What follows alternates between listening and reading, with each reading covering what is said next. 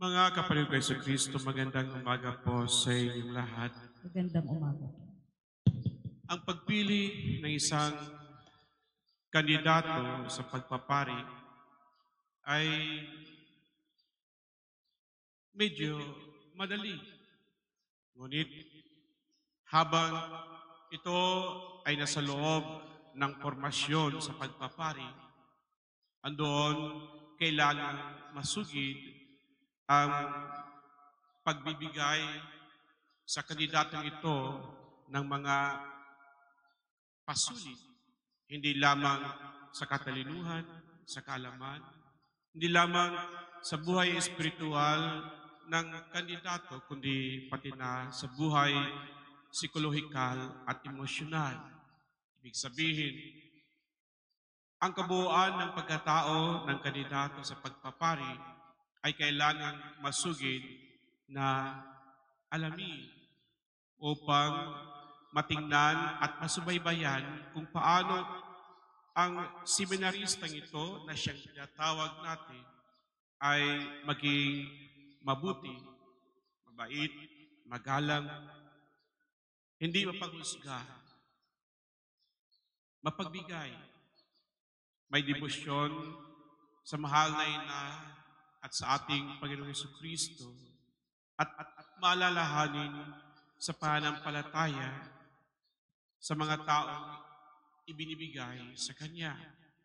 Ibig sabihin, ang taong ito ay puno sa kalaman tungkol sa kung paano iparanas at ibahagi ang pagmamahal ng Diyos.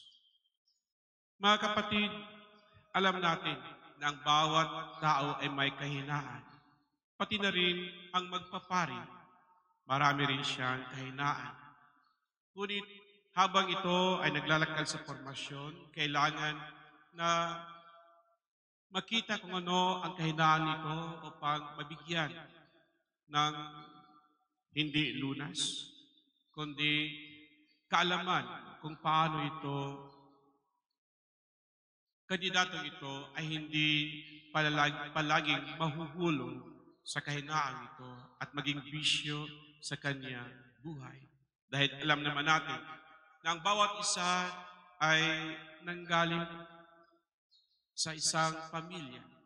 Maraming mga nanghihikayat sa kanya upang may isang buhay ang kung ano ang nasa kanyang paligid, lalong-lalo na sa kanyang sariling pamilya, mga magulang at mga kamag-anak. Minsan nga, masasabi natin, iba ang personalidad ng isa sa isang pang kandidato. May isa ay parang tahimik, mabait, ngunit napaka-stricto. Mayroon namang isang maingay, galaw-gaw, ngunit mabatid natin na puno ng kabutihan ng pagmamahal ang kanyang kalooban.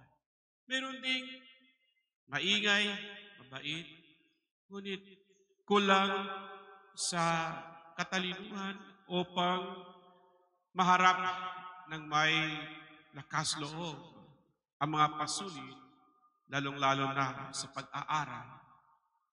Ngunit ganun pa man, alam natin na hindi ako bilang rector, formator ng seminaryo, ang siyang nagbibigay ng bukasyon sa isang kandidato, kundi ang Diyos.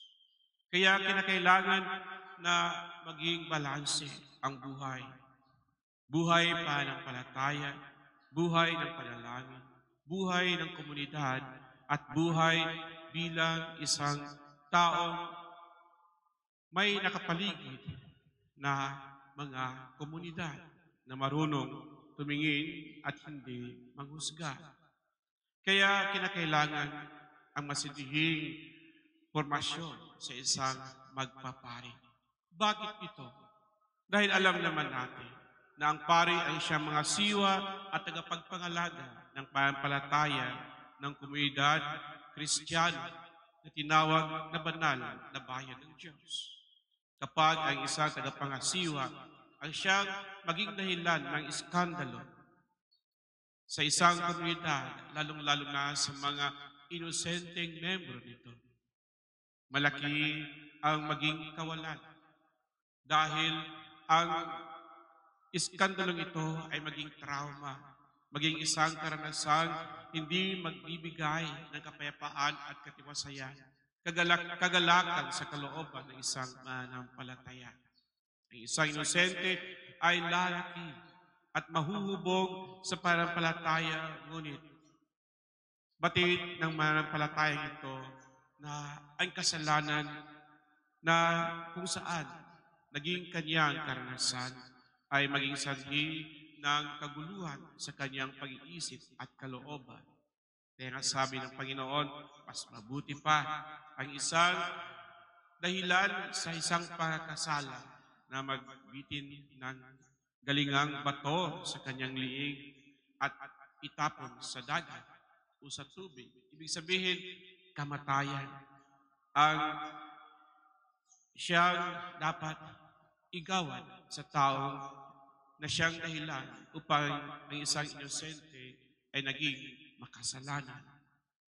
Kaya mga kapatid, sa pagdiriwang na ito, alalahanin natin ang lahat ng mga naging sanhi ng mga trauma, ng kasalanan sa ating mga maliliit na mananampalataya. Habang tayo nagdiriwang, sa araw na ito, may isang parish priest na na-dismiss sa kanyang pangasiwa sa isang parokya dahil sa nagawang kasalanan laban sa isang inosente.